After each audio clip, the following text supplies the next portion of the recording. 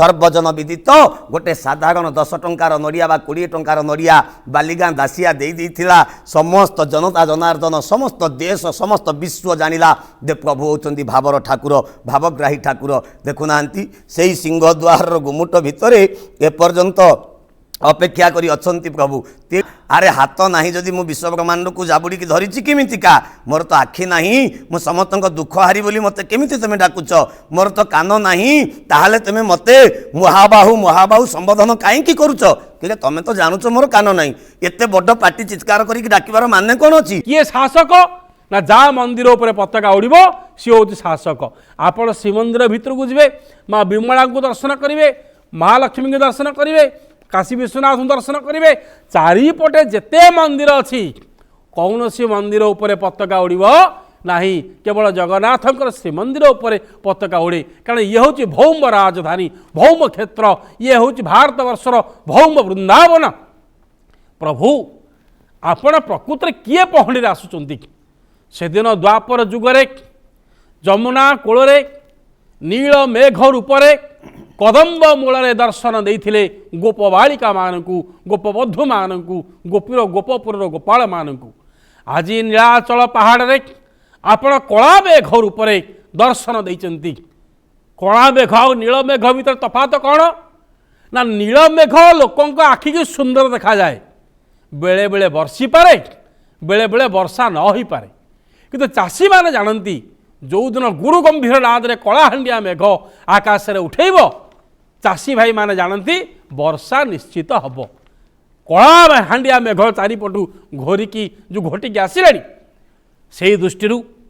चातक पक्षी गोटे पक्षी आम पुराण ओडिशा इतिहास रे भारतर साहित्य परिकल्पित होती जे केवल वर्षा जल पान करे वर्षा जल व्यतीत से क्या पान करे नहीं मैंने ये दृश्य को देखुं सुंदर सुंदर चका आखि प्रभुंकर हाथ गोल प्रभुंकर शरीर गोल प्रभुंकर हूँ मुख गोल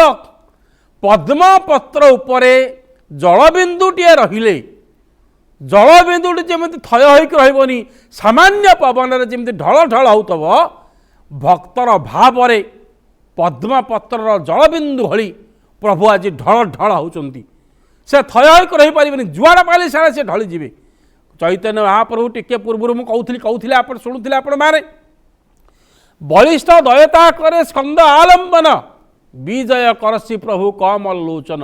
बलिष्ठ दैतापति माने 500 वर्ष पूर्वर मत थे जब से दिन बलिष्ठ दैतापति माने न चैतन्य महाप्रभु एक कथा लिखि न तो से दिन बलिष्ठ दैतापति माने थिले आज मध्य से विश्ववंशुंकर जो वंशधर दैतापति माने से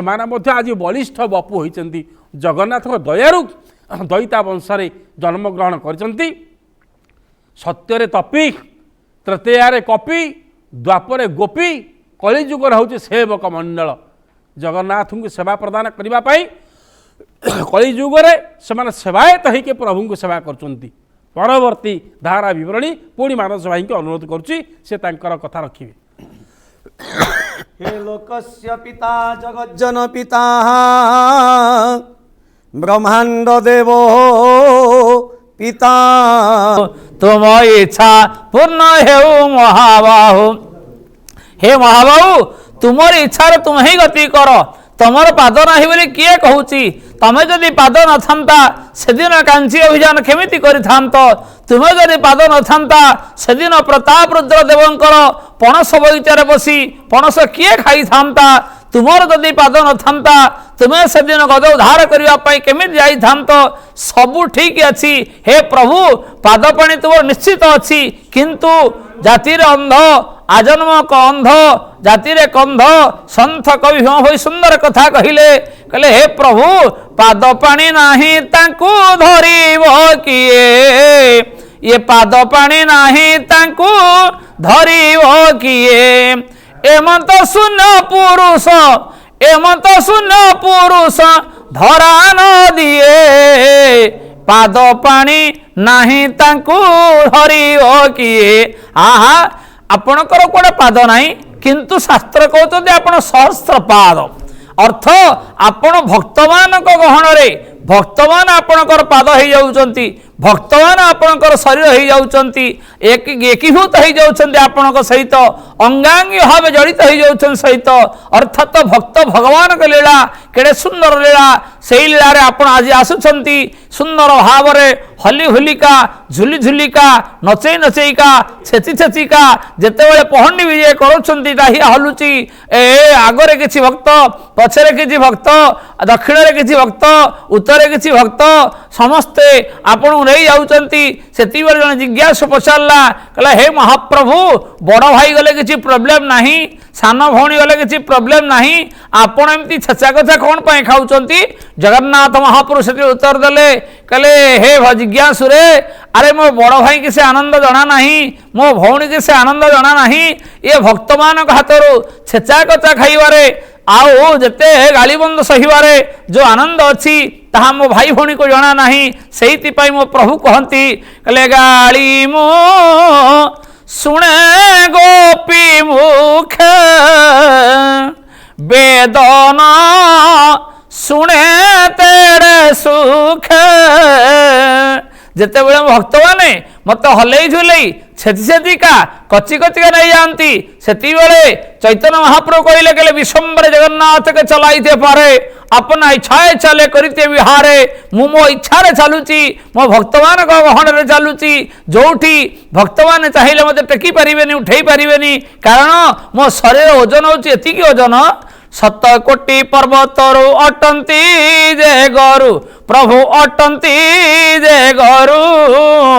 नाम बहिछंती अचल महामेरु, नाम बहिछंती अचल महामेरु। मो प्रभु होचंती 100 कोटी पर्वत ठारू आहुरी ओजनिया, जहाँ का ना होची अचल महामेरु। पुणी चलचंचल से केमिति होउचंती, केते सुंदर भाव झुली झुली आसुचंती, पहंडी भी होउचंती, लक्ष लक्ष कोटि कोटि संख्यार भक्त मानकर समावेश। आहा जो दिन मो प्रभु नीलमाधव रूप विद्यापति को दर्शन देले, विद्यापति विश्वावसुंकर अलिअलि कन्या ललिता को विवाह करी, से ललिता माध्यम नीलमाधव दर्शन करी हाथ जोड़ी देले, कहले हे प्रभु टिके आपण श्रीक्षेत्र धाम विजय करंतु, अपेक्षा करी श्रीक्षेत्र धाम, अपेक्षा करिछि शंखनाभि क्षेत्र, अपेक्षा करिछि शंख क्षेत्र, आपण आसंतु आसंतु आसंतु, मु आपण कोळई काखै नै जिबी। नीलमाधव कहिले केले विद्यापति, अरे तमर साहस को मानिया पड़िबो, तम साहस तारीफ न करी रही पारुनी, तमे किंतु मते नै परिबोनी, मो शरीर ओजन होची 100 कोटी पर्वत आहुरी ओजनिया, केमिति तमत नब केमिति नब। तेणु सेतिक बेले जगन्नाथ नीलमाधव कहिले, कहले विद्यापति रे तमे तम रास्तार चलो, मु मो रास्तार जीवी, ठीक समुद्र कूलर बांकी मुहाण रे मु दार विग्रह लगी, सेतिक बेले तुम से नहीं जीव।